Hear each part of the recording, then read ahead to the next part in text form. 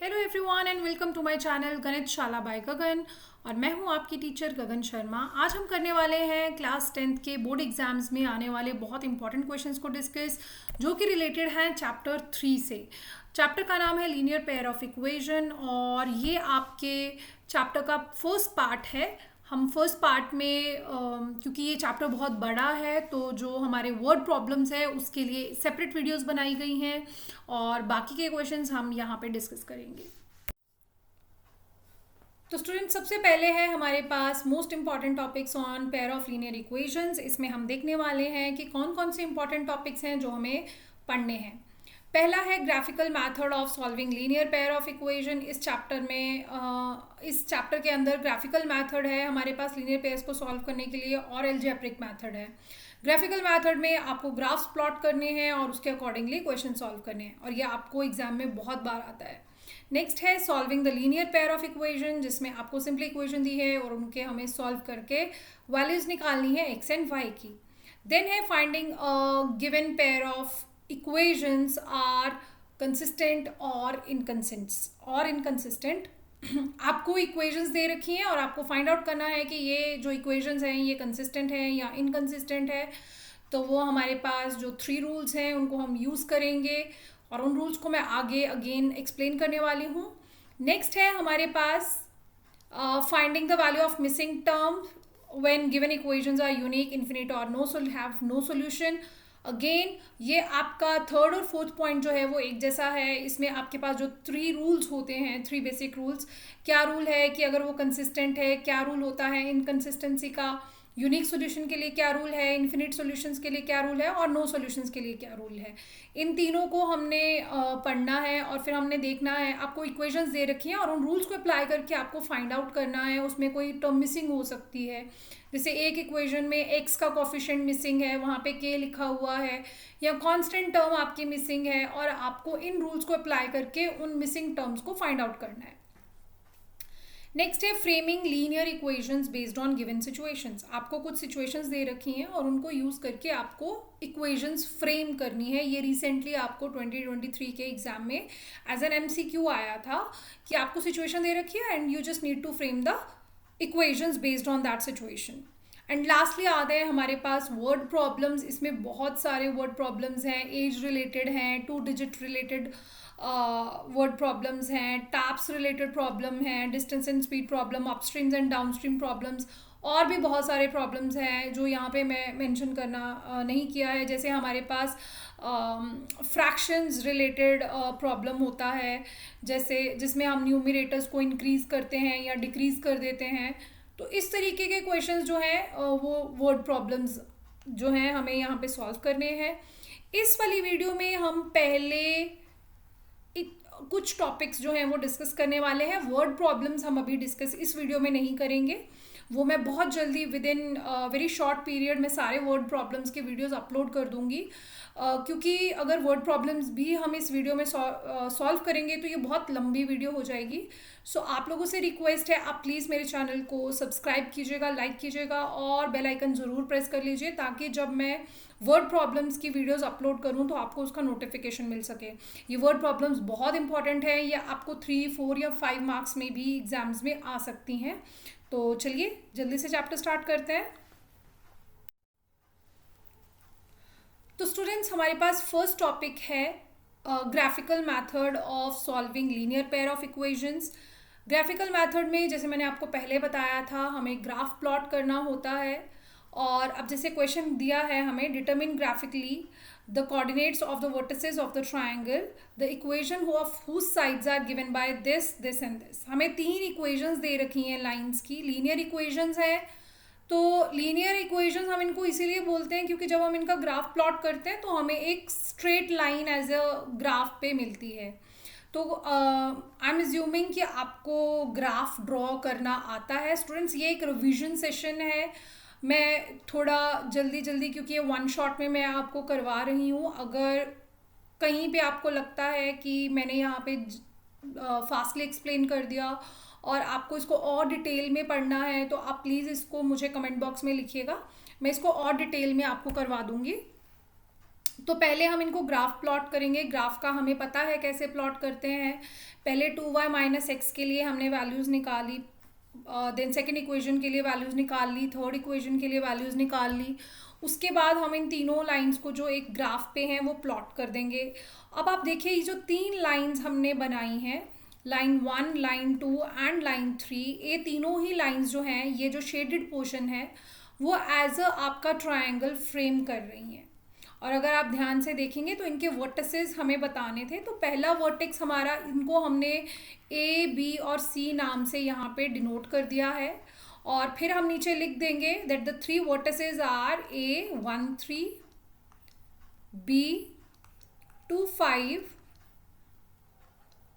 And C which is -4 2। तो ये 3 vertices, just आपको इतना ही सॉल्व करना है एग्जाम में। अगर आप स्टूडेंट्स, आप लोगों को ग्राफ प्लॉट करने में प्रॉब्लम्स आती हैं तो आप मुझे नीचे कमेंट बॉक्स में लिखेगा, मैं उसके ऊपर एक डिटेल्ड वीडियो बना दूंगी जिसमें आपको अच्छे से समझ में आएगा कि हमें ग्राफ कैसे प्लॉट करना है। तो नेक्स्ट है हमारे पास student solving the linear pair of equations, जहाँ पे सिंपली आपको इक्वेशंस दे रखी हैं और आपको उनको सॉल्व करना है। तो स्टूडेंट्स ग्राफिकल मेथड अगर आपको स्पेसिफिकली दिया है कि आपको ग्राफिकल मेथड यूज़ करना है तभी आप यूज़ कीजिएगा, अदरवाइज हम इसको नॉर्मली एलिमिनेशन मेथड या फिर सब्स्टिट्यूशन मेथड से भी सॉल्व कर सकते हैं। अब ये जो हमारे पास पर्टिकुलर टाइप ऑफ इक्वेशन है ये हमें बहुत बार एग्जाम में आती हैं, वैल्यूज़ वो इधर उधर चेंज कर देते हैं। तो हमारे पास जैसे यहाँ पे गिवन है, फर्स्ट इक्वेशन है 32x plus 33y equals to 34, और सेकेंड इक्वेशन है हमारे पास 33x plus 32y equals to 31। तो मुझे इन दोनों इक्वेशंस को सॉल्व करना है। Let's say this is equation number 1, this is equation number 2। तो इसके लिए हम इसको कैसे सॉल्व करेंगे, ऐड 1 एंड 2, हमने इन दोनों इक्वेशंस को ऐड कर लेना है पहले।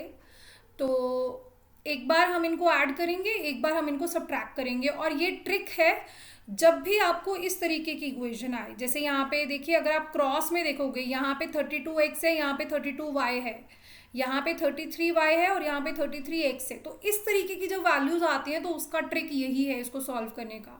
हालांकि आप इसको किसी भी दूसरे मेथड से भी कर सकते हैं, बट वहाँ पे कैलकुलेशंस बहुत लंबी लंबी हो जाएंगी। ये शॉर्ट मेथड से करना है तो पहले एक बार आप इनको ऐड कर लीजिए। तो ऐड करने पर मुझे क्या मिलेगा, I will get 65x plus 65y is equals to 65, और पूरी इक्वेशन को 65 से डिवाइड कर देंगे और हमें मिल जाएगा x plus y is equals to 1। Now let's say this is my equation number 3। Again subtract equation 1 and 2। अब इस बार इन दोनों ही इक्वेशन को हमने माइनस कर देना है।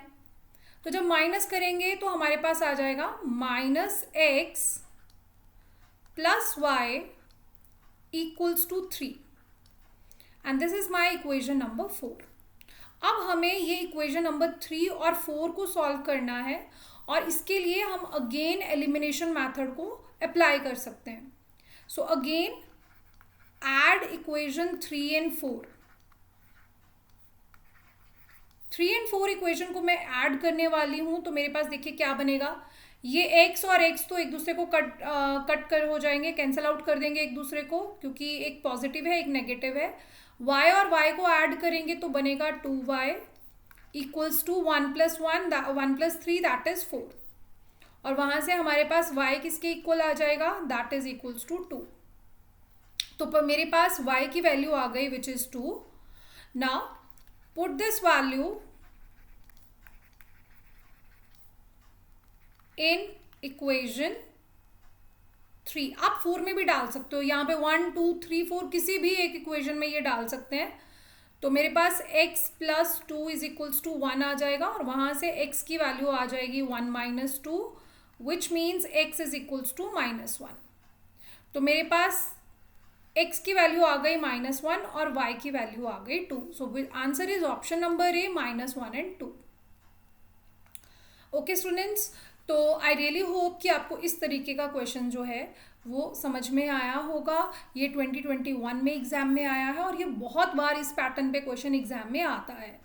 देखिए हम इसको सिंपली एलिमिनेट भी कर सकते हैं, कोई भी मेथड अप्लाई कर सकते हैं, बट इस मेथड से करने पर हमारी कैलकुलेशंस मिनिमम रहती हैं। फाइन। नेक्स्ट है हमारे पास बेटा solve for x and Y.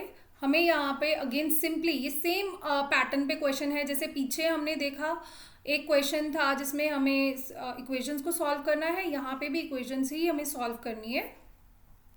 ये this is your first equation and this is your second equation. पहले हम इसको थोड़ा सिंप्लीफाई करेंगे फर्स्ट वाली इक्वेशन को। तो हमारे पास गिवन है a x plus a x upon b minus b y upon a is equals to a plus b. ठीक है जी, तो इसको हम थोड़ा सा सिंप्लीफाई कर लेते हैं, और इसको सिंप्लीफाई करने के लिए हम क्या करेंगे, पूरी यहाँ पे इसको एलसीएम ले लेते हैं, और यहाँ पे ये ए बी बन गया, और इधर आ जाएगा a square x minus b square y equals to a plus b. अब क्रॉस मल्टीप्लाई कर लेंगे और यहाँ पे बन जाएगा a square x minus b square y is equals to a square b plus ab square. Fine. So now this is my equation number 1 and this ax minus by equals to 2ab. मेरे पास ये second वाली equation मैंने यहाँ पे लिखी है। अब elimination method apply करने के लिए हम क्या करेंगे, इस इक्वेशन को या तो a से मल्टीप्लाई कर लीजिए या फिर b से मल्टीप्लाई कर लीजिए। कोई एक कॉफिशिएंट हमें सेम करना है, ठीक है। यहाँ पे a स्क्वायर है, यहाँ पे a है, तो अगर मैं इस इक्वेशन को a से मल्टीप्लाई कर दूंगी तो मेरा यहाँ पे भी a आ जाएगा। आप b से मल्टीप्लाई करके b के y के कॉफिशिएंट्स को भी सेम कर सकते हैं, या तो a के कॉफिशिएंट्स एग्जैक्टली सेम कर लीजिए या फिर b के y के कॉफिशिएंट्स को सेम कर लीजिए। मैंने इसको a से मल्टीप्लाई किया तो मेरे पास क्या आ जाएगा, यहाँ पे आ जाएगा a square x minus a b y. जब भी हमने मल्टीप्लाई करना है लेफ्ट साइड और राइट साइड की सारी टर्म्स के साथ मल्टीप्लाई होगा, two a square b. Now this is my equation number 2। Now from 1 and 2, 1 and 2 से हमारे पास क्या आया, देखिए अगर आपको थोड़ा कंफ्यूजन होता है अलग अलग सब्ट्रैक्ट करने पर, आप इनको एक साथ लिखिए, a square x minus b square y is equals to a square b plus a b square. जब हम बहुत प्रैक्टिस कर लेते हैं तो फिर हमें एक साथ नहीं भी लिखेंगे, डायरेक्ट आंसर लिख देंगे तब भी चल जाता है। लेकिन अगर हमें अभी बहुत ज़्यादा प्रैक्टिस नहीं है और हमसे गलतियां हो जाती हैं तो हम इसको आप इस तरीके से लिख लीजिए और फिर इनको सब्ट्रैक्ट कीजिए। तो यहाँ पे ये माइनस हो जाएगा, साइन चेंज हो जाएंगे जब हम प्लस माइनस करते हैं। प्लस करेंगे तो साइन चेंज नहीं होंगे, माइनस करेंगे तो साइन चेंज हो जाएंगे। तो ये कैंसिल आउट हो जाएगा क्योंकि सेम सेम टर्म बन गई, और यहाँ पे हमारे पास आ जाएगा minus b square y plus a b y is equals to यहाँ से a square b plus a b square minus 2a square b. ठीक है जी। अब यहाँ से मैं देखिए y को कॉमन निकाल लूँगी तो मेरे पास बन जाएगा a b minus b square, और ये मैंने y को बाहर निकाल लिया, और अंदर यहाँ पे आप देखिए a b square minus a square b हो जाएगा, क्योंकि एक ए स्क्वायर बी यहाँ पे है और एक माइनस 2a स्क्वायर बी यहाँ पे है। ये दोनों आपस में सब्ट्रैक्ट हो जाएंगे और हमें मिल जाएगा माइनस ए स्क्वायर बी। तो मतलब मेरा y किसके इक्वल हो जाएगा, y will be equals to a b square minus a square b upon a b minus b square. Numerator में से हम अगर a कॉमन निकाल लेंगे तो मेरे पास क्या बन जाएगा, a कॉमन निकालेंगे तो अंदर बचेगा ए बी, दोनों ही हम कॉमन निकालेंगे, a b will be common, और अंदर बच जाएगा मेरे पास b माइनस a। और यहाँ डिनोमिनेटर में से हमने b कॉमन निकाल लिया और हमारे पास बच गया a माइनस बी। ठीक है जी। अब यहाँ पे हमने क्या करना है, देखिए ऊपर b माइनस ए है, नीचे a माइनस बी है, तो आप एक माइनस साइन हम कॉमन, एक तो ये b और b कैंसल आउट हो गया, और न्यूमरेटर से हमने क्या किया, न्यूमिरेटर में से हमने एक माइनस साइन कॉमन निकाल लिया और ये बन गया a minus b, minus a into a minus b divided by a minus b. a minus b and a minus b cancel out, तो वहां से आ गया y is equals to minus a. देखिए एक वैल्यू हमारे पास आ गई है y की वैल्यू आ गई है माइनस ए। और x की वैल्यू निकालने के लिए आपने कुछ नहीं करना है, आपने इन किसी भी एक इक्वेशन के अंदर वहाँ इक्वेशन नंबर 1 में डाल लीजिए, 2 में डाल लीजिए, या फिर ये जो ओरिजिनल इक्वेशंस थी वहाँ पे डाल लो, कहीं पे भी आप वैल्यूज़ डाल लीजिए और y की वैल्यू डाल दो और वहाँ से हम इसकी वैल्यूज़ निकाल लेंगे। ठीक है, अब यहाँ पे फॉर एग्जाम्पल मेरे पास यहाँ पे ये गिवन है, तो यहाँ पे इस इक्वेशन के अंदर मैंने y की वैल्यू डाल दी, तो मेरे पास क्या बन जाएगा, ax minus b into minus a equals to 2ab है। तो यहाँ से मेरे पास क्या बन जाएगा, ax plus a b is equals to 2ab। तो ax किसके इक्वल आ जाएगा,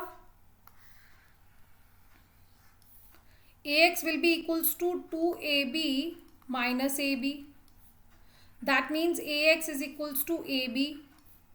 तो x आ जाएगा ab upon a, which means x is equals to b. a और a आपस में कैंसल आउट हो जाएंगे, तो x की वैल्यू आ जाएगी b और y की वैल्यू आ जाएगी minus a, and these two values are your answer. Finally आप लिख देंगे x equals to b and y equals to minus a is the solution for this given question.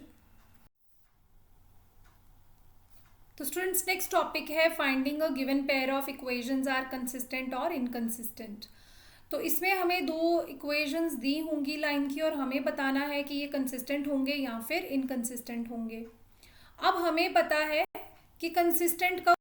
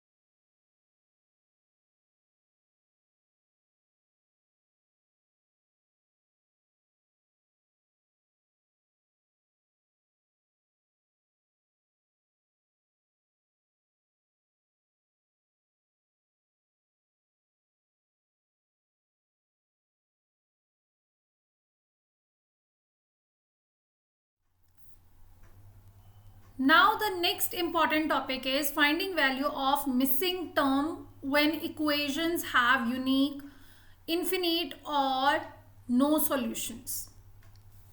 ठीक है जी, मतलब हमें ये तो गिवन होगा. पहले हमने देखा कि इक्वेशंस दी हैं और हमें बताना है कि यहाँ पे किस तरीके का सॉल्यूशन आएगा. अब हमें इक्वेशंस दे रखी हैं, ये बता रखा है कि सॉल्यूशन किस तरीके का है, लेकिन उन इक्वेशंस में कोई एक वैल्यू जो है वो मिसिंग हो सकती है और हमने उस मिसिंग वैल्यू को फाइंड आउट करना है. जैसे यहाँ पे हमें जो इक्वेशंस गिवन है, तो वो इक्वेशंस हमें क्या गिवन है. फर्स्ट इक्वेशन गिवन है x minus y equals to 1 and second equation है x plus k y equals to 5. ठीक है जी. अब यहाँ पे ये वाला तो बहुत ही ज़्यादा सिंपल है, क्योंकि यहाँ पे उन्होंने क्या लिखा है, if the pair of the linear equation this and this has a unique solution.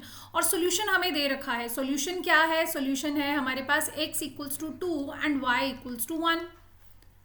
अगर ये इन दोनों लाइंस का यूनिक सॉल्यूशन है, इसका मतलब है कि ये जो दो लाइंस है, मान लीजिए ये दो लाइंस की इक्वेशन हमने ग्राफ बनाएंगे जब, तो ये दो लाइंस जो है जिस पॉइंट पे कट कर रही हैं वो पॉइंट है हमारे पास 2, 1. ओके, तो अगर ये इनका यूनिक सॉल्यूशन है, इस पॉइंट पे ये दोनों लाइंस एक दूसरे को कट कर रही हैं, तो ये जो पॉइंट है ये इस लाइन का भी को भी सेटिस्फाई करेगा और इस लाइन की इक्वेशन को भी सेटिस्फाई करेगा, क्योंकि ये पॉइंट जो है दोनों लाइंस का पार्ट है, तो ये दोनों ही इक्वेशन को सेटिस्फाई करेगा. दैट मीन्स ये जो वैल्यू है x equals to 2 and y equals to 1, ये इस सेकेंड इक्वेशन को भी सेटिस्फाई करेगी. सो हमने यहाँ पे जस्ट इस इक्वेशन में ये वैल्यूज पुट कर देनी है. तो हमारे पास क्या बनेगा, now put x equals to 2 and y equals to 1. तो हमारे पास क्या आएगा, इट विल बिकम